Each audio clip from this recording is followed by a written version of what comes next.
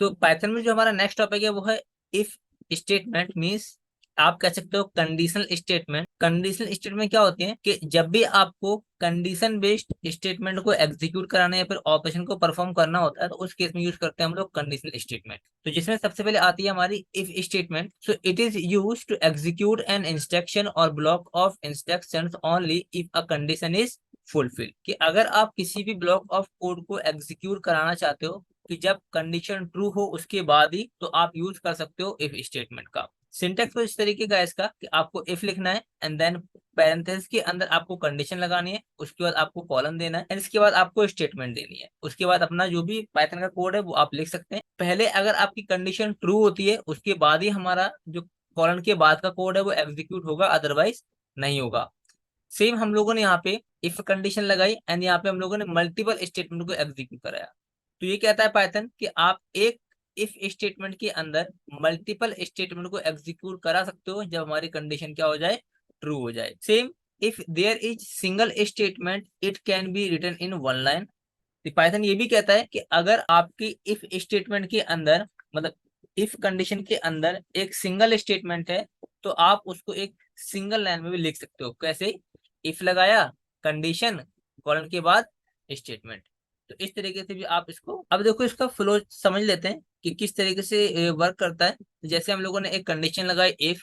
अब आपको पता है कि इफ कंडीशन के बाद या तो कंडीशन हमारी ट्रू होगी या कंडीशन हमारी फॉल्स होगी। तो अगर हमारी कंडीशन ट्रू होती है तो उस केस में ब्लॉक ऑफ स्टेटमेंट एग्जीक्यूट होगा और हमारा प्रोग्राम एग्जिट हो जाएगा। और अगर हमारी कंडीशन फॉल्स होती है तो उस केस में भी हमारा प्रोग्राम एग्जीक्यूट हो जाएगा, मतलब एग्जिट हो जाएगा और आपका जो ब्लॉक ऑफ स्टेटमेंट वो एग्जीक्यूट नहीं होगा। तो इतना हम लोग पहले प्रैक्टिकल करके देख लेते हैं, फिर इसके बाद आगे कंटिन्यू करेंगे। तो हम लोग आ गए अपने VS कोड में और यहाँ पे क्या करते हैं, एक नया फोल्डर बनाते हैं हम लोग। इसका नाम रखने वाले हैं कंडीशनल कंडीशनल एंड इस कंडीशनल स्टेटमेंट के अंदर हम लोग एक फाइल बनाएंगे जिसका नाम होगा index.py। ओके। सो हम लोग पढ़ रहे हैं यहाँ पे इफ स्टेटमेंट। इफ स्टेटमेंट कहती है कि अगर आपकी कंडीशन ट्रू होगी तभी हम लोग ब्लॉक ऑफ कोड को एग्जीक्यूट कराएंगे, अदरवाइज नहीं कराएंगे। तो हमने कहा ठीक है भाई। तो यहाँ पे मैंने इफ कंडीशन लगाई एंड यहाँ पे एक बेसिक कंडीशन लगाई कि 10 ग्रेटर देन 50। अगर कंडीशन ट्रू होती है तो हम यहाँ पे प्रिंट करा देंगे कि condition is true, PRINT print कर देंगे। और इसके बाद हम लोग इसके बाहर आते हैं और यहाँ पे प्रिंट करता हूँ कि रेस्ट ऑफ कोड को सेव करते हैं और इसको रन करने की कोशिश करते हैं। सो पहले हम लोग बाहर आएंगे इस कमेंट फोल्डर के अंदर से एंड इसके बाद CD मूव करेंगे हम लोग कंडीशनल स्टेटमेंट एंड CLS। उसके बाद आपको टाइप करना है पाइथन एंड index.py। एंटर करेंगे, देखो आ रहा है I am outside the condition because जो हमारी कंडीशन थी वो है फॉल्स, क्योंकि 10 इज नॉट ग्रेटर देन 15। अगर हम लोग यहाँ पे कंडीशन को ट्रू कर देते हैं तो देखो 100 जो है वो ग्रेटर देन है 15 से। तो उस केस में क्या हो जाएगी, हमारे जो इस ब्लॉक ऑफ कोड है ये वाला एग्जीक्यूट हो जाएगा। तो मैं इसको दिखाता हूँ आपको CLS करके और उसके बाद पाइथन index.py और रन करेंगे। देखो कंडीशन इज ट्रू। तो ये तो हो गया हमारा इफ स्टेटमेंट। इसके अलावा अगर हम चाहते हैं, जैसे मैंने कंडीशन को फॉल्स कर दिया यहाँ पे, सो नेक्स्ट जो हमारा कंसेप्ट है वो है नेस्टेड इफ स्टेटमेंट। सिंटेक्स इसका इफ लिखना है आपको, देन कंडीशन लगानी है, फिर ब्लॉक ऑफ स्टेटमेंट। इसके बाद अगेन आप इफ कंडीशन लगा सकते हो, उसका ब्लॉक ऑफ स्टेटमेंट। तरीके से आप n number of condition apply कर सकते हो इनसाइड द इफ स्टेटमेंट। तो this concept is known as nested if statement. Okay.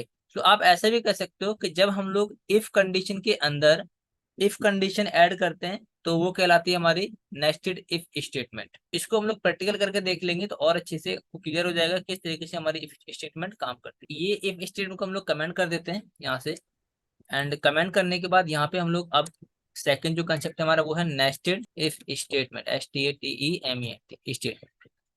तो जैसे हम लोगों ने यहाँ पे कंडीशन लगाई इफ, मैंने कहा भाई कि अगर 10 ग्रेटर देन है हमारा किससे, 5 से, तब तो आप इसकी इफ स्टेटमेंट चला दो। तो यहाँ पे प्रिंट लगा दिया हम लोगों ने। यहाँ लिख देंगे कि 10 इज, ये इफ स्टेटमेंट मतलब एक कंडीशन हम लोगों ने यहाँ पे अप्लाई कर दी। इसी तरीके से अब मुझे एक और इफ लगाना है, तो अगर मैं यहाँ पे इफ लगाऊंगा देन यहाँ लिख दूंगा कि 100 is greater than 50। Yes, condition क्या हो जाएगी हमारी, ट्रू हो जाएगी। तो प्रिंट कर देते हैं यहाँ पे और यहाँ पे लिख देंगे हम लोग कि 100 इज ग्रेटर देन 50।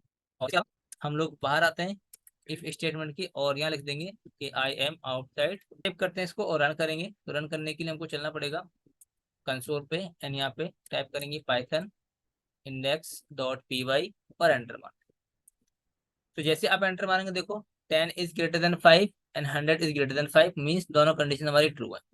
बट अगर आपको ध्यान रहे कि अगर सपोज करो मैंने आउटर कंडीशन को फॉल्स कर दिया, जैसे मैंने कहा भाई कि 10 इज ग्रेटर देन 50, तो इस केस में क्या होगा कि अगर हमारी आउटर कंडीशन फॉल्स हो जाती है तो इनर कंडीशन आपकी एग्जीक्यूट नहीं होगी। सिर्फ हमारा जो रेस्ट ऑफ कोड है या आउट ऑफ जो मतलब कंडीशन के बाहर जो हम लोग कोड लिखेंगे वही कोड आपका एग्जीक्यूट होगा। इफ स्टेटमेंट के अंदर का कोड आपका एग्जीक्यूट नहीं होगा। रीजन ये कि अगर हमारी यही स्टेटमेंट फॉल्स हो गई तो इसके अंदर का कोड एग्जीक्यूट नहीं होगा, सिंपल। और अगर हम लोगों ने इस कंडीशन को फॉल्स किया, जैसे मैंने फर्स्ट कंडीशन को फॉल्स करता हूँ, मतलब फर्स्ट कंडीशन हमारी ट्रू हो जाएगी एंड सेकंड कंडीशन को हम लोग यहाँ से करते हैं फॉल्स कर देते हैं। मैंने कहा भाई 10 इज ग्रेटर देन 50 तो फॉल्स। तो अगर हम लोग इनर कंडीशन को फॉल्स करते हैं तो इस केस में आपकी आउटर कंडीशन तो एग्जीक्यूट होगी बट इनर कंडीशन आपकी एग्जीक्यूट नहीं होगी। तो इस चीज का आपको ध्यान रखना है। तो उम्मीद करता हूँ ये भी क्लियर हो गया होगा आपको किस तरीके से हमारी इफ स्टेटमेंट काम करती है और नेस्टेड इफ स्टेटमेंट काम करती है। तो नेक्स्ट जो टॉपिक है हमारा वो है if statement with logical operator. इसका यूज कहाँ करते हैं हम लोग, जब हम लोग एक से ज्यादा कंडीशंस अप्लाई करते हैं एक सिंगल इफ स्टेटमेंट के अंदर, तो इस केस में यूज कर लेते हैं हम लोग लॉजिकल ऑपरेटर्स। कैसे, जैसे हम लोगों ने यहाँ पे इफ लिखा एंड इफ कंडीशन के अंदर हम लोगों ने यहाँ पे मल्टीपल कंडीशन अप्लाई करते हैं किसके साथ, एंड ऑपरेटर या जो भी हो एंड और नॉट ऑपरेटर के साथ, तो इस केस में यूज करेंगे हम लोग लॉजिकल ऑपरेटर। ठीक है, यहाँ पे अपना रेस्ट ऑफ कोड या फिर स्टेटमेंट जो भी आपको एग्जीक्यूट करवानी है। बट इसका जो मेन यूज यही है कि जब आप हम लोग एक साथ एक से ज्यादा ऑप्शन परफॉर्म कराते हैं या कंडीशन अप्लाई करते हैं तो उसके यूज कर लेते हैं हम लोग। इसको मैं प्रैक्टिकली करके दिखाता हूँ आपको तो और अच्छे से क्लियर हो जाएगा। यहाँ पर आते हैं हम लोग और यहाँ लिखते हैं कि if statement with logical operators. So अब जैसे मैंने यहाँ पे कंडीशन लगाई इफ, मैंने कहा भाई कि पहली कंडीशन हो जाएगी हमारे यहाँ पे एंड ऑपरेटर एंड ये सेकंड कंडीशन। अगर दोनों कंडीशन हमारी ट्रू है तो आप प्रिंट कर दो। पहली कंडीशन क्या रहेगी हमारी, मैंने कहा भाई 10 ग्रेटर देन 5, और दूसरी हम लोग कंडीशन देंगे यहाँ पे कि 100 ग्रेटर देन 40। दोनों कंडीशन ट्रू है तो इस केस में आपको ये स्टेटमेंट एग्जीक्यूट नजर होती है आएगी दिखाई। तो यहाँ पर रन करते हैं हम लोग और यहाँ देखेंगे देखो बहुत कंडीशन आर ट्रू। इसके अलावा अगर हम लोग एक कंडीशन फॉल्स कर देते हैं, जैसे फर्स्ट कंडीशन हमारी ट्रू है सेकंड कंडीशन हमारी फॉल्स है, तो आपको पता है कि इसका जो आउटपुट वो क्या आने वाला है, इसमें आउटपुट देखने को आपको नहीं मिलेगा। क्योंकि ये एंड का कंसेप्ट कहता है कि अगर हमारी एक भी कंडीशन फॉल्स होती है तो मेरा जो रिजल्ट है वो क्या रहने वाला है, फॉल्स रहने वाला है। तो अभी तक हम लोगों ने फॉल्स में कुछ भी यूज नहीं किया तो इसलिए हमको रिजल्ट में कुछ भी देखने को नहीं मिल रहा है।